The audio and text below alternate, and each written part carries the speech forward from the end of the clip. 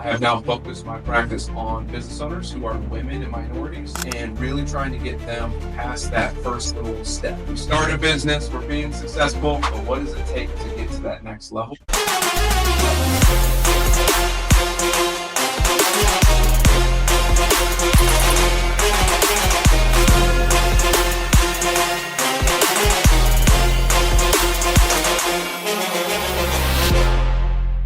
All right, welcome to another edition of the Journey to Freedom podcast. I'm Dr. B. I'm your host, and as I say almost every single one of these shows, I am so excited about just talking, in this case, to just having fun with some other Black men who are doing stuff in this world, who are moving forward, that are thinking about how they're serving others and continuing to grow in their own lives. And today we have Stoy Hall on today, and it's going to be fun to talk about money a little bit. You know, it's been a few shows now where I've had some folks that, you know, I think Audrey was the last person that I talked to that, you know, was this 29-year-old millionaire that is just a young phenom. I think I put him out on yesterday, that is just incredible from the money side. But then, you know, how do we serve others? Because he was showing us how do we make money and how do we, you know, move through these different, thought processes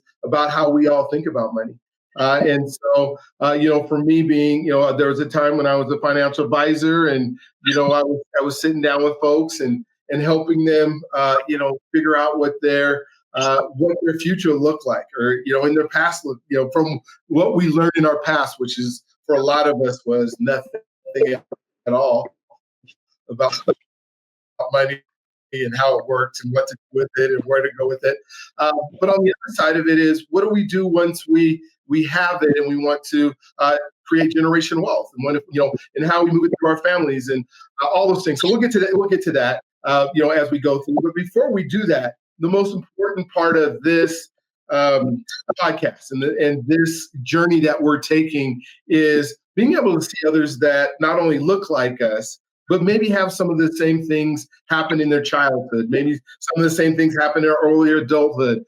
People that we can relate to say, if he can do it, I can do it.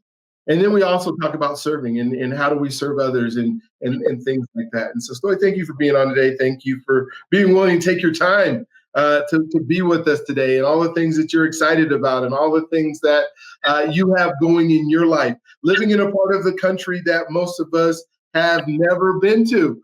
And I'll let him talk about that a little bit. I have actually been there where he lives several times, but there's a lot of us who can't find a reason to go to the state that he's in, or even the state that he grew up in. I've been there, the state you grew up in, I've been there many times, but my friend went to college at Hastings. And so, so I've been there many, many times. And I live in Denver. So you are in the central time zone, correct? Correct. Yeah. So, and so I don't know if you guys know this, and maybe you know this or not. I just decided to tell this in our video while we're talking today. But if we look at the United States, 65% of the 400 million people who live in the United States, 65% live in the Eastern time zone. Then only 15% live in the Central time zone, and then 15% live in the Western time zone, the Pacific time zone. And so my time zone where Mountain is only 5% of us that live in the Mountain time zone. So there's hardly anybody, nobody lives in Montana, right? Like 6 people. In Wyoming, New Mexico. But your time zone is not as plethora as the Eastern time zone. So it's fun to talk to people who live in the different walks, because all 4 time zones have 4 different cultures, and they are very different cultures. And what we think about, like I'm just thinking, the shirt that I have on now is white, and it is January. And if I was on the East Coast for real and I was wearing white in January, I would get talked about like there was no tomorrow. Like, you don't get to wear white in January on the East Coast. It's just a no-no. I wear sweats all the time. You don't get to wear sweats all the time. And obviously I'm generalizing, but it is very true that the cultures are very different. And maybe you can kind of talk about that and how you're thriving in those cultures. So without further ado, go ahead and tell your story, and then we can chop it up right after that as we go. Oh, absolutely. And we'll hit upon the East Coast because I can't stand the East Coast. And I said it on my own podcast, just get that out there, especially New York. Anyways, born and raised in Omaha, Nebraska. So Midwest boy. Been there, been here my whole life. Now I live in Ankeny, Iowa, which is just north of Des Moines, which is the capital in Iowa. Didn't know that. We are called Idaho a lot. I get that all the time. Nowhere near. Don't understand it. Geography failed us all, apparently. But I grew up very much like most. Single mother, single white mother, black father not around. She tried her best and did her darndest. And ultimately, sports, right? I mean, we all do that. We all go through those things. And so I chose sports. I loved baseball first. Ended up being better at football for some reason. And while I was growing up, I had influences from my other friends' parents. My mom worked 12-hour shifts, really wasn't good with her money. And I just kind of figured life out. And that led me to going to play football collegiately at Drake University, which is an amazing university, expensive as hell now. But that's when I fell in love with this whole thing of money, financial literacy. We used to call it a lot. I worked at the Boys and Girls Club off campus for 4.5 years while I was in school. And that's where I understood that we have a disconnect from a race perspective, right? But also from a socioeconomic divide perspective. And what do I mean by that? Rich, poor, middle class, black, white, brown, white, doesn't matter. There is a huge gap in financial education. And it's not necessarily financial education through schools, because that's crap right now anyway, but I mean through our families and through understanding how it truly works. In our minority respects, both in the poor and just minorities in general, we treat money as like a god, like it's on a pedestal, and everything we do is derived around it. Down to like always buying Jordans when we could buy a $20 shoe, and it does the same thing, right? It puts us on our foot, we got to walk around.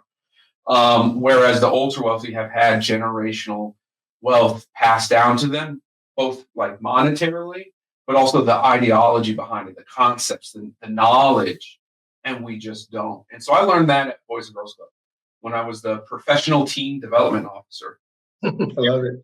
I just babysat some teenagers. And that's when I knew, like, hey, I needed to get into this industry and figure it out. I was born and raised a certain way, got out, I understood what they're going through, but I needed to break through. And so I started at an insurance firm out of Rock Island, Illinois, and come to find out that even in their first life insurance policies, question number 6 was, do you have a drop of black in you? That was literally a line.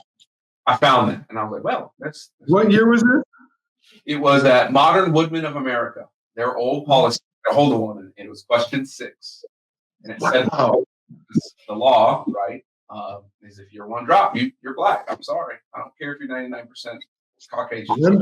Wow. And so I got in the insurance world. That was my step in trying to figure out, in Iowa, there's a lot of white people. I think that's like 3% minorities. And trying to figure out like how this thing works. How does money truly work? It's not life insurance sales. It's not investments. What is it? And so early on, I started to figure out that this concept of a financial plan is what everyone runs on. Didn't know what that was growing up. Never even heard the term. It took me until after I graduated to truly understand what a financial plan was. And that is simply as this. It is a plan in life that you follow that changes over time to get you to where you want to go, right? Me as a former football player, it's a playbook, right? I have certain plays that I need to do when things happen so I can get to the end goal of winning the game. And it's very much the same thing. And so I left that firm, joined a firm down out of Houston, with some guys out of there that we still partner with today. They're Centric Advisors, and they let me get into this new world, what we call the RIA space, this independent financial group, if you will. And that's when I fell in love with the fact that holy crap, I can change and talk about what I want to, how I want to the people that I want to, not because someone told me to or not because some product told me to. And I quickly learned through there. We broke apart in 2020. Actually, I left and joined and started my own firm, Black Mammoth, in 2020. Not because I didn't like them. No, we're good friends still to this day. It's because I wanted to start a firm that I deemed modern family office that would help people tip to tail in their life. And I don't just mean financially. There's my wife today, who is amazing, and we just actually retired her from her corporate job, is working for me now. And she went, I didn't know you did all that therapy. I didn't know you help people with their mindset and talk them through like divorce and stuff like that. And that's true money. Like that's what the wealthy decision is about. And so from there, we launched Black Mammoth. I have Call It Capital, which also is a hedge fund, and really dabble in everything that comes to money. And it's designed around helping people through every part of their life. I have now focused my practice on business owners who are women and minorities and really trying to get them past that first little step, right? We start a business, we're being successful, but what does it take to get to that next level? And that's what I do every day. I also have my own podcast and write too much damn content. But I've learned that giving that away and talking about it allows people to feel relaxed so they can open up and have a true conversation because we're all afraid to talk about it. Oh my gosh, I love it. Love it. Love it, love it, love it. Before I definitely want to hone in, and we'll spend a lot of time talking about money. But before we do, and I think this is an important part of money, is identity. And the identity that we hold for ourselves, right? Because if we're going to have this great relationship with money, we have to love the person that we are and how to become that person we are. Can you talk a little bit about, I know, you talked about your upbringing a little bit and, the divorce and the dad never being around and all that kind of stuff. What do you think contributed or maybe some pivotal times that contributed to becoming the man that you are now to be able to do the things that you're able to do now? Honestly, I think being light skinned allowed me to be a chameleon, amoeba. Like I never had, obviously I was a jock, like literally played all the sports in varsity, but I was always intermingling with every type of group there is. And I did that because I didn't feel like I belonged, right? The Black community, if you're dark skinned, always made fun of the light skin, called you white. The whites will call you black. You're kind of in this middle weirdness. And I think growing up that way allowed me to adapt and overcome and change and see people in a different light than I would have if I was on one side or the other. I really do believe that. And that allowed me to kind of go into every situation, read the room, read the people, and then like adapt who I am to that situation. There's a lot of negatives with it, but that's the positive I got from my upbringing. That because then when you get into the real world, that's literally what we do. We just survive as adults. Like we're surviving to get through things. You get into situations you've never been into. And I feel like when people get into it and they can't overcome or adapt or be a chameleon, they're the ones that either go into a shell and just live their life somewhere else, or the opposite, and they blow up and cause bigger issues, and then they end up in a shell somewhere as well. But if you can kind of like adapt, be a chameleon, overcome it, learn from it, it kind of ends up being, your little skill, your little superhero skill.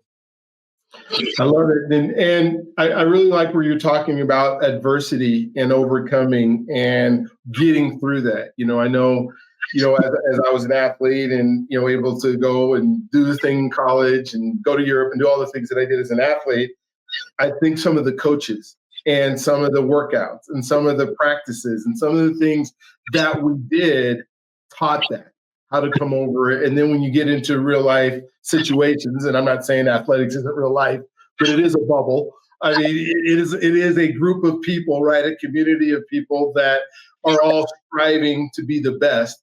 And then when I think of the real world, it's not always the community that's striving to be the best. It's a community in many cases where if you start excelling, they figure out ways to bring you back down because they don't want to see you succeed.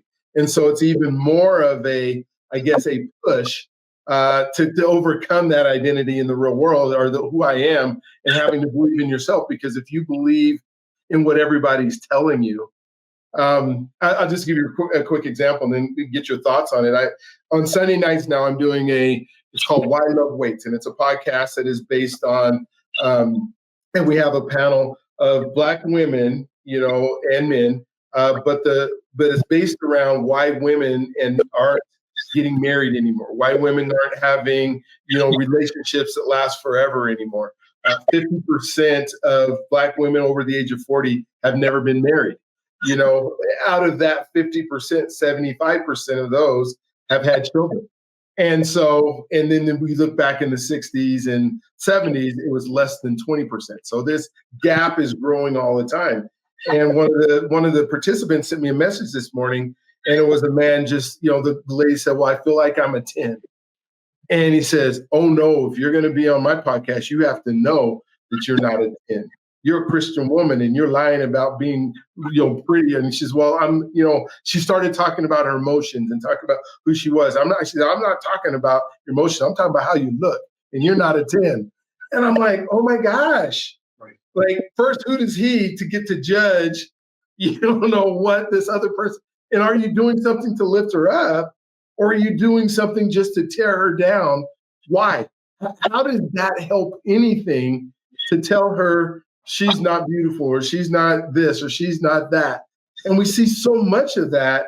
And if we listen to that, then we end up like, a lot of our colleagues and our friends and the people around. And, so as you're avoiding that identity and that kind of stuff, were there some coaches or some other people that kind of just said, wait a minute, no, you are this. And you looked in the mirror and then you figured out, no, wait a minute, I'm this. What was that journey kind of like? Yeah. It started back in, I think, 4th grade. I had a math teacher. Amazing. That's like the thing I can take from it. I was a math guru when I was young. I love math. It's been my thing. And she was the first one that said, you're more than an athlete. You're more than, a Black boy raised in this area. I want to push you, right? And so I was in 6th grade, 5th grade. I was doing lower high school math, right? Okay. It was being pushed that way. And then I've had amazing coaches in every sport I've ever played, from the time I started to graduating college. And there is so many that have helped me in different spots and ways. I was a freshman starting in varsity, the 4th ever in my high school's history. That head coach said, I'll take care of you, basically. Right. Then I go off to college, and I've had 4 defense coordinators, 2 head coaches, like just a slew of people, but learned and took something from each one of them, right? And the one that I guess influenced me the most now is Coach Brian Ward. He's the defense coordinator at Arizona State. He was our defense coordinator, and going into my 5th year, I tore my Achilles 2 weeks before camp or a week before camp. And for those that don't know, tearing Achilles is a year plus situation, at least back then it was. And it's awful. Well, he pulled me, and he was there right after my surgery. He was there for all my recovery and said, you are an integral part of the team. I need you to lead these guys because I can't do it by myself. I have coaches, but I need you to be in that locker room. And so that was one of those things that hearing his story and hearing everything about him made me know I'm better than just being the athlete on the field. Right. I can serve life and others in different ways than just my athletic ability. And from there, help coach them. We won our conference championship for the first time in a while. It kind of just bled into where I am in life. Now, don't get me wrong. After I graduated, I went through about 18 months of this depression type thing because I never finished my career. Right. If you don't finish, you won't have that. But it took me a while to find my identity after that. But I reflect back onto my coaches, part of life is about the journey and the process. It is not about the end goal or result of what you're looking for. And so over time and time again with everybody, and I use that when I talk about their fitness journey, their wealth journey, their life journey, because it's all the same. It's all integrated, and it's very simple. In football, we would train 8 to 9 months out of the year, 5 in the morning, multiple practices, etc., for 11 opportunities to play. You were training for 3/4 of the year, basically, for 11 days. That's it. Training all year for just 11 days to play. And you're not guaranteed those either. If you're not good enough, hurt, sick, you name it. In life, we have more than just 11 opportunities. We have a lifetime journey that we're learning on, but your opportunities are way more frequent. That there are opportunities for you because you've never done the preparation. You've never done the work. You've never struggled. You've never been on a plan or a process to see that these are opportunities. Most people say, oh, they're just lucky. I believe in luck some, but luck is just being prepared for the opportunity, and the opportunity presents itself, and then you go out and you succeed, you compete, you do whatever you need to do. It's the same way in life. It's the same way in fitness goals, and it's damn sure the same way when you're trying to build your wealth. And so that's what I take out of my sports side, but my coach's side.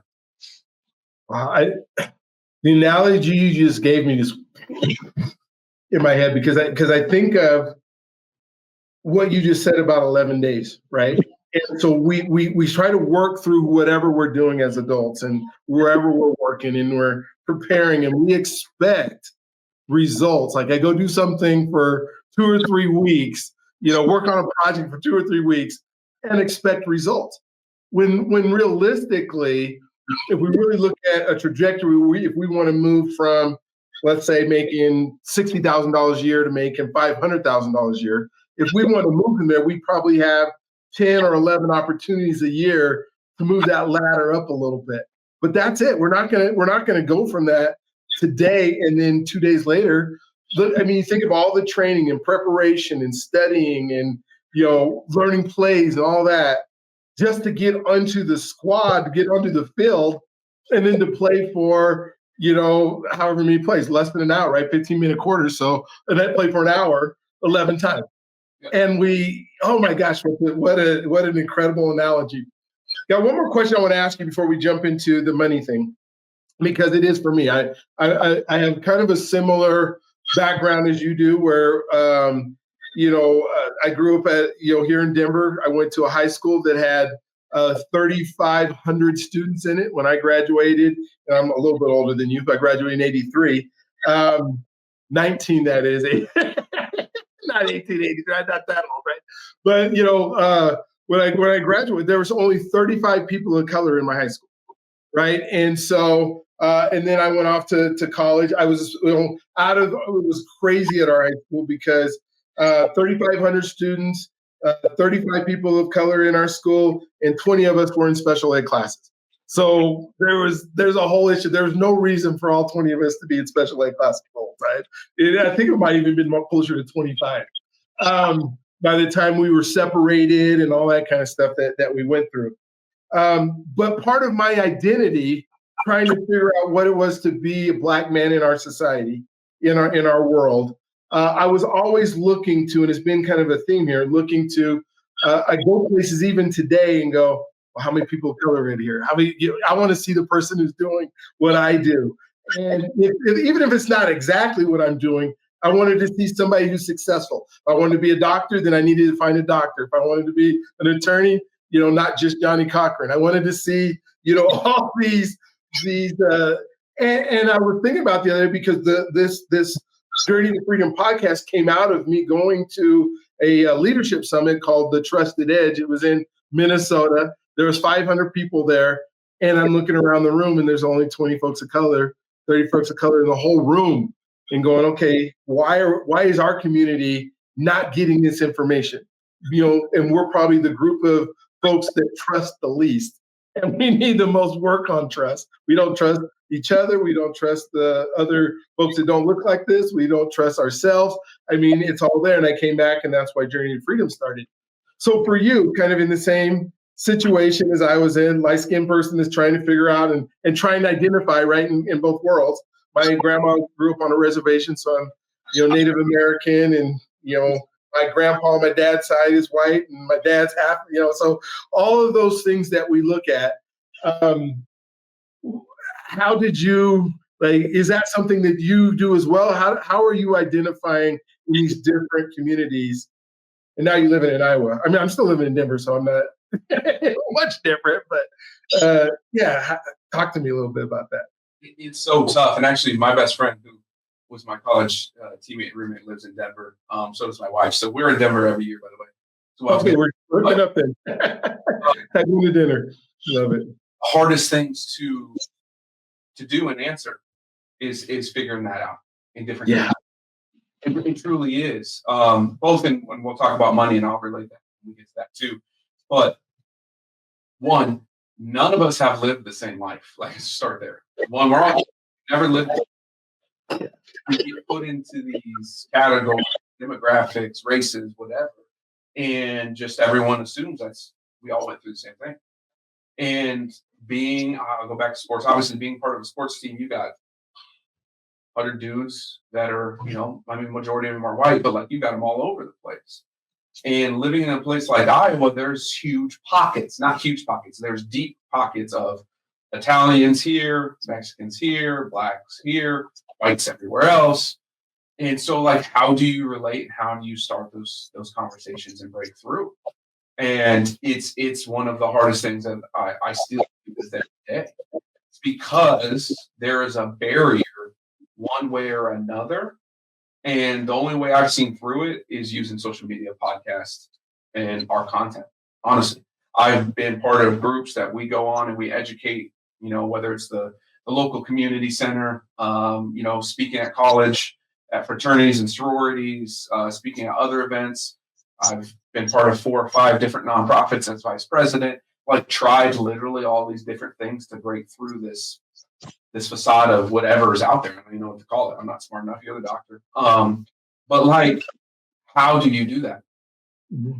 I figured out one thing. Good people who care about good people who know who they are and care for others over themselves. Those people will break through any race, any demographic, any social. That's one thing I have found.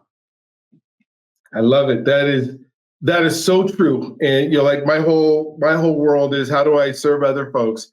My prayer every day is, dear Lord, give me the wisdom to do the things you put me on this earth to do in a way that pleases you and serves others. And if I can help people become the person that they need to be in order to do what they were put on this planet to do, by serving them, then I can break through all barriers, but I can help them break through all barriers as well. That was so well said. Thank you for doing that. All right, so now I want to talk about this thing, this lump that jumps on us is called money, right? And when I was doing my financial planning and advising, and going into home after home after home, sitting down with people, I used to hear all these things about money. Money's not important. Money's the root of all evil. The rich man can't go through. And what I realized is, money is how we get to operate in life. We get to do things because we live in an organized society where we don't do everything. I am not growing, you might hear in Iowa, but I am not growing chickens in my backyard and having eggs so I could eat. And so that, I'm not growing my fruit. I'm not doing things. I go to the grocery store and I use this thing called money to buy those items so that I can do the stuff that we're doing now. And so it's how we exchange. And so I would tell people, you tell me money's not important, but you spend 40 hours, 50 hours, 60 hours a week trying to earn it so that you can go do the things that you want to do. I said it's up there with oxygen. And, because everybody I know who doesn't have enough tells me it's hard to breathe. And so I know that this thing called money interacts every sector of our life. It interacts with our relationships, like you were talking about having to be a counselor. Your wife didn't realize it tells us where we can live. It tells us where we can't live. It tells us, who we get to hang out with in many cases. It tells us who we admire. When we think about, sports, and that we've been talking about that so long. I know people who know more stats about an NFL Patrick Mahomes at this point, I guess, than they might know about their kids and the things that are going on. Why? Because they see him as the guy who has, he's doing this thing for money, and we want to know, well, what did you read today, Patrick Mahomes? And and people truly want to know because, he has this fame or whatever it is. And so because it interacts with us, we need to stop denying that it does. But then there's a way of going, because we actually all of us have a relationship with money, good or bad. Some of it helps take us to where we want to go. Some of it takes us far below. Some of us say, especially in our community, we'll say, well, I don't know how to deal with money very well. We give it to our spouses. You deal with it, and then give me an allowance and let me take this. But they don't even know. Like, I ask them, how much money does your household make? And they go, I don't know. I just give it to her. And so that's a relationship with money. Why don't you want to know? Why does money scare you? Is it fearful? So with us on our conversation today, because you are doing some phenomenal things that help people this journey with money so they can have a great relationship with money. So that money is something that, it's not everything and it's not your whole world, but you have to interact with it. Let's interact with it well. So maybe start sharing with us some of the concepts and some of the things that you think about the relationship with money, and then maybe some of the things that, folks who watch this and go, that's what I need to start doing. Yeah, and you nailed it. We have good or bad relationship with money, and it all stems from some type of. This would be the first time I've ever labeled it this way. I used to label it some type of trauma in life. I have done a lot of research and data from both prospective clients and clients. It comes down to a childhood trauma. Okay. I don't mean someone died. It don't have to be that. Yeah. Something around money that occurred that you have bottled up. My story is, I believe I was in third grade. I had done some job. I think I shoveled snow. It didn't matter what it was, but I had earned my own money. And I took my mom to McDonald's and I bought her an ice cream cone, right, with my own earned money. And I went to deliver it out there, and my friend scared me, and I crushed it, and it fell on the ground. I remember crying. I remember being hurt because I did something to provide for my mother for the first time. That's my trauma. Now, what stems from some of that trauma is my mom always used to put so much energy, everything. Her love language was gifts, buying things, which is very much a gift of any minority, really. But and for people, like we give gifts and it's a thing. And so I know, like, from my episode plus that trauma, like that's what it is. I don't like buying things for myself still to this day. I don't like buying things really for my kids. But what I do enjoy is the experiences, traveling. We just spent 2 weeks in Hawaii, thanks to my in-laws, really, but still taking them on journeys and trips to understand that. And that's how I live my life to this day. Financially, I'm trying to do everything I do, not only to help others see it and help my kids later in life, but provide them with memories. At the end of the day, that's all we got. You don't die with your money. You die with your memories, right? Everyone says when you die, everything goes through their brain. It's going to be your memories. And so I tell my clients, and I preach over and over again, money is not important, effective tool to provide you with the ability to do these memories. And really, that's where it comes from, is that first childhood trauma. And you got to recognize it. We talk through it. So with all my clients, that's what we do.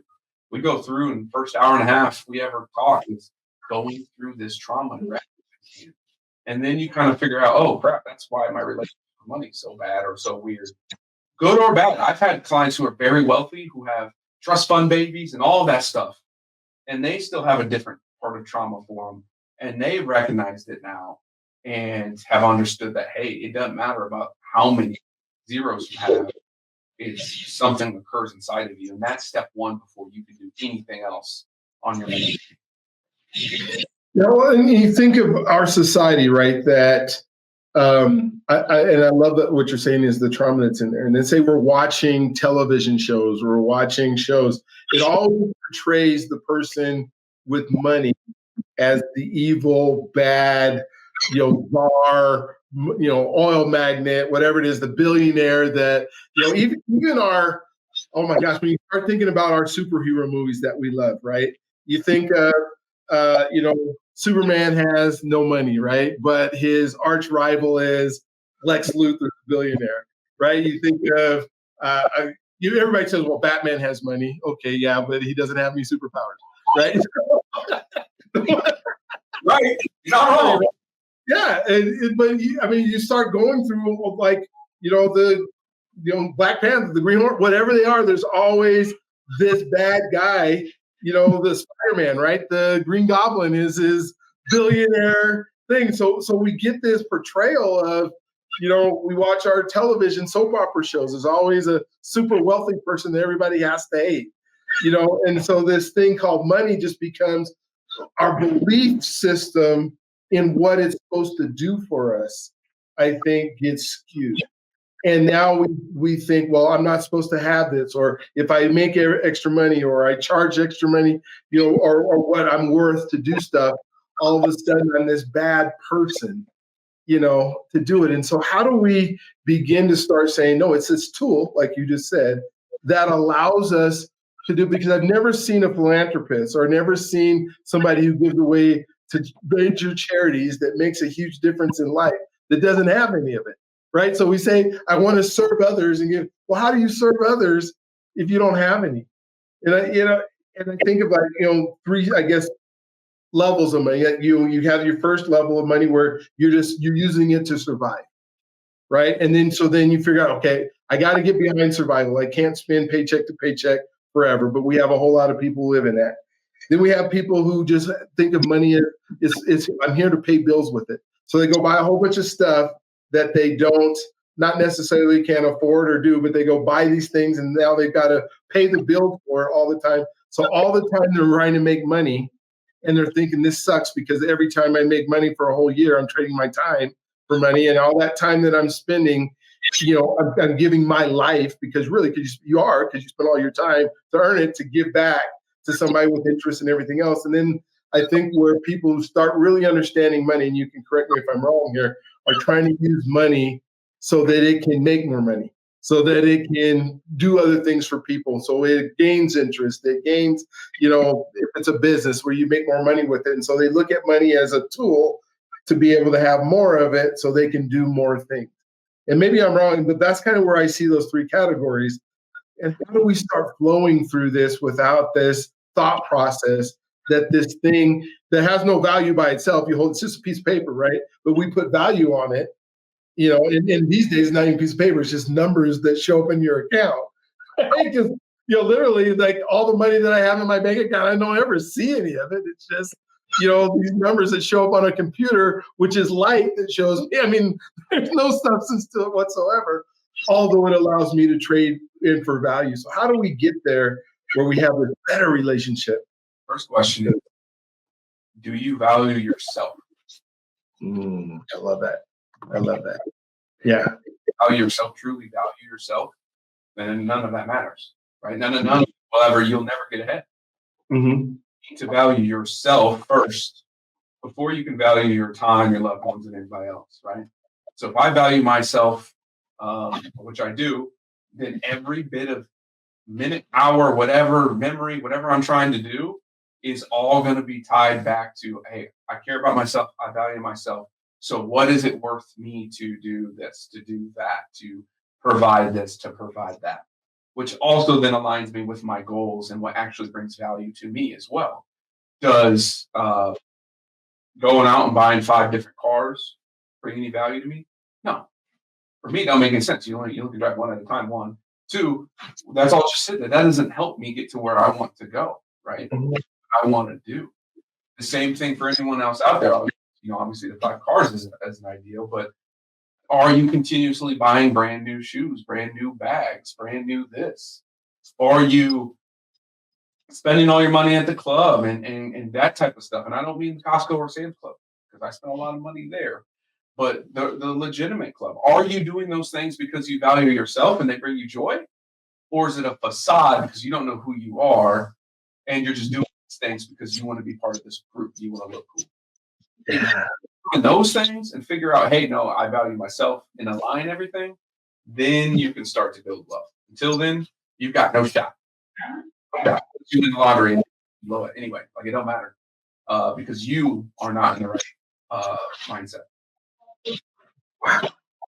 That is, yeah. I mean, you really have to. I love that. Value yourself, because you think. I mean, and I'm not saying you shouldn't have a whole bunch of Jordans in your closet, because that's, if that's what makes you feel good about your world.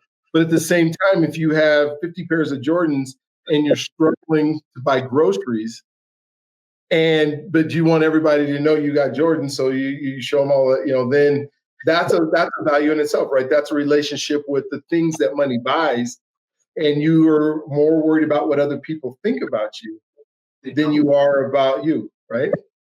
Groceries. Mm-hmm. So like that's how we survive. So if you're putting more value on shoes than groceries, that means you don't care about you yourself. You're caring about your image or something else. Yeah. But so, I mean, when you think about, I mean, how many people have told you, these, I have to have these things. They are who I am. They make me feel better. And the television shows that we'll spend, how much money do we spend on subscriptions and all that kind of stuff to watch other people play pretend? I mean, they make a lot of money to pretend they got a lot of money, and we watch them. And yeah, how do we change that mindset? What are some things we can do? I mean, we talked about, I think a lot of people know the issues, but what can we do? Yeah, here's an exercise that you can do. And it's really great because we're at the beginning of the year, so it makes things a lot easier. Go back and get your bank accounts and your bank statements and your credit card statements from January through December of 2024. Go through and organize and highlight everything that you spend on that isn't like, light bill or something like that. Because you kind of got to live. So don't highlight that. But highlight all the other spending, all of it. Okay. And then what I want you to do is I want you to go through and I want you to hide where you can see what it is, right? Because typically it has what it is and then the amount. I want you to hide the amount, and I want you to go through and just say, did it bring me joy based upon what that line item is? Yes or no? Did it actually bring me joy? Because after you've done it and you've looked at it and it's been months, if it still brought you joy and a memory and you smile, well, you probably going to check, yeah, that was good. Or that was bad, right? So go through that whole list for the entire year. And then I want you to then uncover the amounts and add up all of the things that were negative and did not bring you joy. Okay. And then that amount and cut it out and add it back to your income and tell me if there isn't something better you could be doing with that money that brings you more joy that wouldn't get you going forward. And I can't say guaranteed because, regulations and stuff. But I will say with a high probability, there's a lot of money in there that doesn't bring you joy that you could put somewhere else that will change your relationship with money. Man, what a great exercise. And I think, you think of, if I go through, and I'm a guy who goes to Starbucks every single day, and I'm paying $8 every single morning for, a cup of coffee. Is that coffee bringing me joy every day? Or is it just a thing in my life? Or it's just making, because I need the caffeine because it gives me that jolt. Or am I just literally going, this is the best cup of coffee I've ever had in my life, is so complete over that cup of coffee. Then you look at your statement and you go, okay, either way you do it, I just spent $1,000 last year on coffee. What other thing for $1,000 could have brought me more joy than that cup of coffee every morning? And it could be. I mean, I'm not saying if that's what brings you total joy is having that cup of coffee every day, then yeah, that's a good thing. But it's either. If coffee at Starbucks, which is terrible coffee, in my opinion, if that brings you joy, that's cool. Or build that in. That brings you joy. Buying a whole bunch of meat and smoking my own meats brings me joy. Eating at restaurants really does. So it's your own thing. It is not what the media tells you. It's not what your friends or family tell you.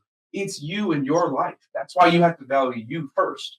Because you attach this joy to cups of coffee.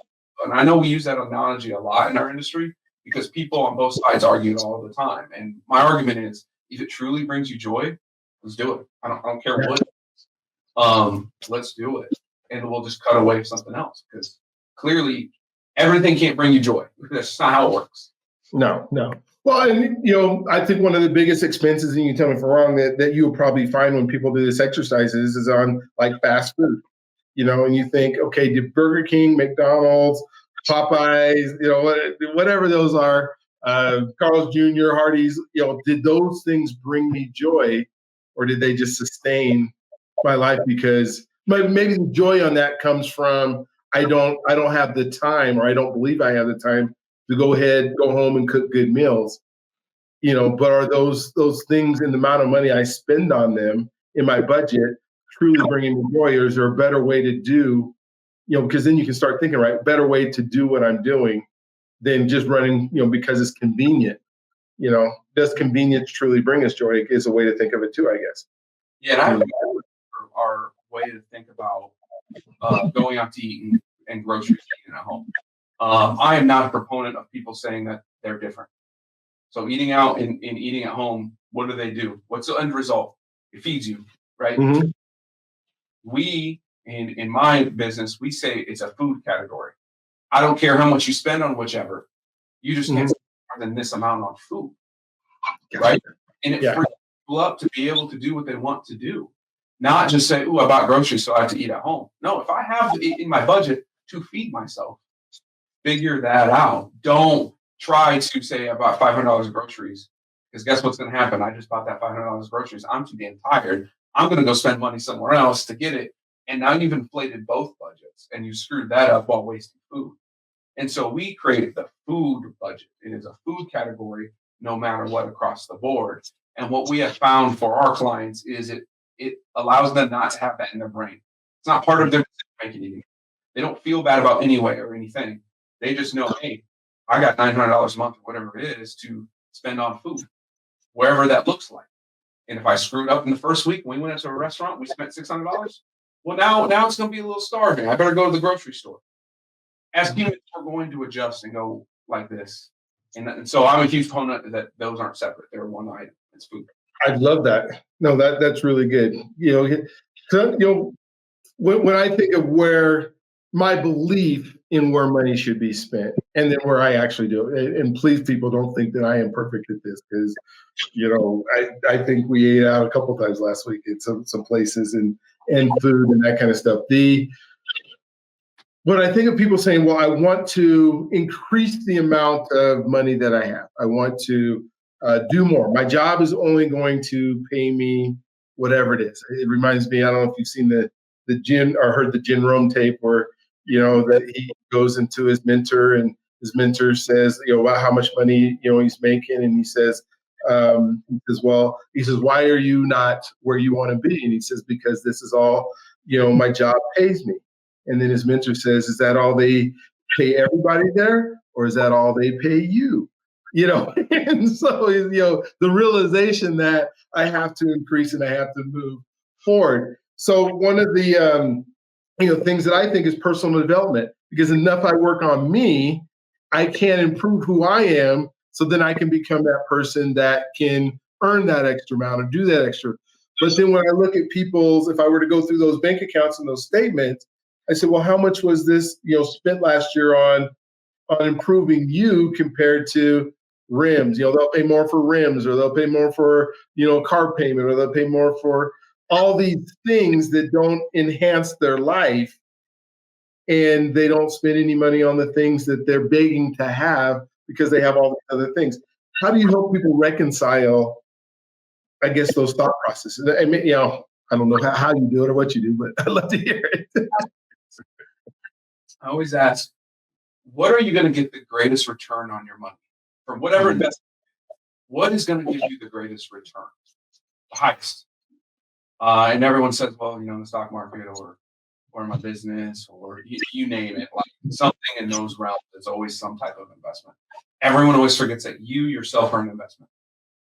That means your physical health, your mental health, and then your education, etc., are all part of an investment application. A majority of people, when I say majority, I would probably say 90% plus. Wow. Okay. Have that allocated in their budget at all. They don't have it in their investment pool. And that's a problem, a huge problem.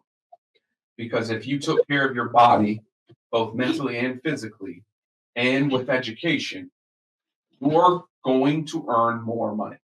It is almost a clear-cut fact. How we do it? No idea, because I don't know what you're learning or anything. But if you take care of all those things, success follows, because that's part of that preparation we went back to as athletes. You're preparing your body and your life to be taken care of and have successful opportunities. And so that's what I ask everyone. It's just simple.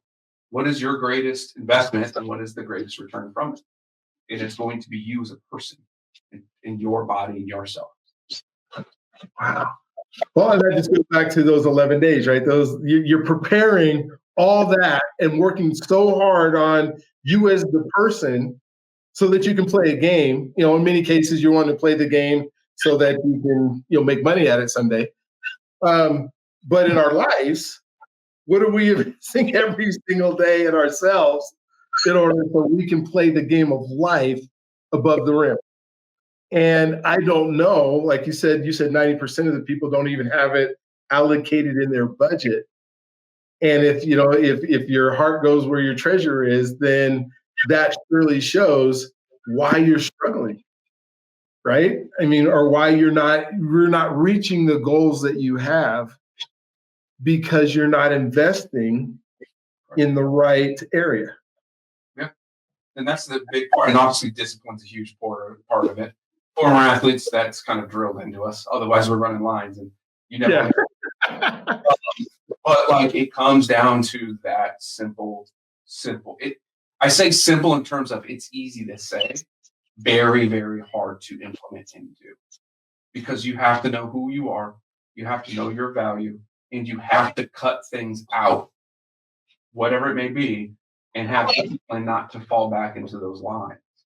But once you do all of that from that, right? So if I'm taking care of my body, right, I'm not out of shape, I don't feel fat and lazy, and I'm not saying I'm in shape, I'm just saying that I don't feel fat and lazy mentally right now. If I am that way, I don't want to get off the couch and do something, which means I don't want to take that next step and learn the thing I wanted to learn, which means that when that opportunity, maybe I'm learning about that thing and someone comes knocking, a friend comes knocking, or something comes across my email, I'm not ready for that. I'm not ready. I'm not ready for it. I can't mentally do it. Physically, I'm out of shape. I can't do it. That means I wasn't prepared for that opportunity. Or I'm in such a bad mental space. I never saw an opportunity. I never saw it for an opportunity. I saw it just whatever it was. And that's where people get lost mostly in life, is they don't see it. It just goes right by them and they never saw it as an opportunity. Their friend doesn't, and they go, "Oh, that lucky some." You know what I mean? Like that he's lucky. No, he was ready for the opportunity. He took it. You didn't. Yeah, and you think about that guy sitting on the couch. That is, whether it's a mental state or they feel like they can't do it, but they still want an NFL ticket, right? They still want to pay the amount of money that it costs to watch other people succeed in a way that they don't believe they can anymore. And it's a matter of how do we, one, the delayed gratification, because we all had that. I mean, when you gave your analogy, so many things popped through my mind, right? If I'm working out in May, I'm in the weight room and I'm hitting it at 5 a.m. in May, this football season doesn't start till September, then I got 6 months of delayed gratification and doing all this work. There's something that's going to happen 6 months from now that I hope I'm still good enough to be, like you said, on the field. But then in our lives, we go, wait a minute, I want it now. I want to, I go to the car lot, right? And I have a choice. Here's the car I can afford, Here's the one I really want, but I'm not willing to go back and do the things I need to do in order to be the person who's supposed to own that car. And I'm not saying you should, I guess I am saying it, that you should have enough money if you're going to go buy this car, in my mind, that you could buy the car. I'm not saying you should buy it with cash because your money can probably make more money somewhere else. But I'm just saying if you needed to, you should have enough money set aside that you could do it. If you don't have any money, and you're still thinking, you're trying to figure out, where am I going to get some extra money to afford this? You probably shouldn't be buying that vehicle, right? I mean, but we do that, right? We there's no delayed gratification, and No. And that's a huge issue. It is a fundamental issue in humans now. It truly is. Well, at least in America, I guess. In other parts of the country, don't have it because, or the world, because they just don't have our access to stuff. But it truly is a fundamental issue that people need to get over. Which is why we do what we do and we speak on this. Why we have podcasts. It's why all of this is out there. We're trying to provide you with information and knowledge, so that way you don't have to keep going and beating your head against that same thing repeatedly. And you're not alone, right? So with my podcast, No BS Wealth, we talk about wealth concepts, obviously, in a no bullshit manner, from guests and etc. But the whole caveat to it is to say that you're not alone. Like you might think you're not. There are a million other people living a very similar life to you, and some of them have been successful. Mhm. This is how they were, or this is how they came out of it. And there's one quote, concept, idea, facts, whatever it is you want to call it, that I say on every podcast, whether I'm a guest or my own. And that is every wealthy person, every rich person in the world has never done it alone. Everyone has a team. Yeah. Why are you trying to do and build your money alone? Why are you trying to think you are the smartest one that can figure out this code and get rich by yourself? Because there's not one of them that is. They all have a team. And that team is what helps them get to that next level. So why are you trying to do it by yourself? That's so good. I love that. We're kind of like at time now, and wanted to give you the opportunity to. There was so much we didn't talk about, and I have enjoyed. Oh my gosh! And I apologize to the listeners here if you wanted to hear him, and I talked too much today. I apologize for it, but I'm passionate about this subject as well. And there's just so much to unpack that we can't do it all in an hour. And so hopefully you and I can do some stuff together, a series or something where we just really talk about money mindset, because I think we just kind of scratched the surface on it. And I know, for those of you listening, you probably want to hear, well, what product do I get into, or what do I invest in, or, what's the best mutual fund out there? I know he's a hedge man. I want to hear all about that. But if you don't have the right mindset, it doesn't. None of those products matter even a little bit. And so go ahead and just tell us about that, and I promise you, him and I will figure out how to get back on and do a whole lot more stuff, even if it's you just going to his podcast and listen to all the stuff he already has. But I want to impact this more, especially when I think of Black men and our relationship historically and culturally with money. I really want to dig into some of those concepts. But for today, what did I miss that you want to share? And then we will figure out how to make sure we get back with each other. Yeah. Go ahead and look me up. I'm everywhere. Stoy Hall, literally everywhere. Social media, follow me and whatever. You can always hit me up at, Black Mammoth, which is my blackmammoth.com, which is my firm's website, nobswealth.com, which is my podcast's website. I am solely here to help you. Reach out, comment, DM, I don't care. Like, share, do all that subscribe stuff. And I don't say for the algorithm, although it does help, but we can't help you if we don't know who we're talking to. If you have a question, you need to ask it so we can answer it, right? We can sit here and ramble about all these things, but if you're sitting here going, Stoy, what product should I get into? Like, you talked about this, but like you didn't talk about the product. Well, I need to know that. One, product's not going to help you. It is not. It is all the mindset and everything else. All the product stuff falls in afterwards. So that's what I ask always of everybody is come talk to us, please. Please reach out, comment. I don't care what it is. Just come talk to us so we can create more things to help you. And if you have a direct combo and you want to just reach out to me, I provide power hour services. So just go ahead, get on my schedule whenever it fits you, and I will answer everything about your situation specifically. But if you have a generic question, let's do it, because that's what I do every day, and that's what we're here for. Awesome. Well, thank you. And thank you for being on the podcast today and spending the time and sharing. I promise you, with all the notes that I have, I'm going to go back. I'm going to listen to it again. I'm going to, because there are so many things that you can unpack, that you think about your life and you think about, where am I at? And then even to ask that first question, what is my relationship with money? And then second, the exercise that he told you to do will probably do more for you than most other exercises. Most other podcasts you're going to watch on products, or should I get this or should that? If you don't know yourself first, if you don't know what your habits are and the things that you love, it's really hard to make a budget, right? Because you want to make a budget based on the things that bring you joy and make your life, that allow you to be able to bring you joy and make your life work, right?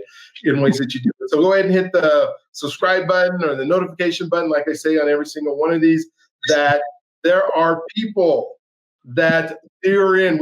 I've done 113 episodes in the last year of Black men who are doing things that you can relate to and can help you move forward. If that's your goal, which I hope everybody's goal is to be better in 2025 than you were in 2024, and to be better in 2026 than you are in 2025. But you're not going to be better in 2026 unless you do something to change what 2025 looks like. So thank you for being on. We appreciate you, love you. Don't forget you are God's greatest gift. He loves you if you allow him to. And me and you, my friend, we will look forward to seeing you on the next one. Have an amazing day.